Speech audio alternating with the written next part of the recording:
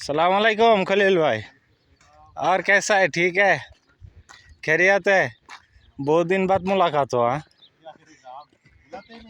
है बुलाता हूँ तो बुड्ढा बुला लेता है, हम भी बिजी रहता है काम पे। ठीक है अल्हम्दुलिल्लाह, बस ठीक ठाक हो। ऐसा भाई चलो हम लोग कबूतर पकड़ते हैं, चाय पीस। हाँ এদিকে দেখেন এই লোকেরও কাম আসছে, এই যে উটের জন্য খানা আসছে, ঘাস। এখন ঘাস নামাবে खाने के लिए आज। छोटा छोटा बच्चा। हाँ नहीं, बच्चा ही तो खाएगा ना, बड़ा थोड़ी खाता है। हाँ कितना कितना बच्चा पकड़ेगा? 6 पीस, शायद 3-4 आदमी आएगा ऐसा। हाँ हाँ, तुम्हारा तो अभी काम आ गया पूरा बंडल। हमारा काम तो अल्हम्दुलिल्लाह। बस रोदेश आता है कि बेसिम भी आता है? बरसीम भी आएगा, फिर साइड सवार भी आते रहता है। शायद सवार तो उस दिन आया 500। पूरा गाड़ी भर के आएगा। अच्छा और आता है। এই যে ঘাস নামাইতেছে আলী ভাই,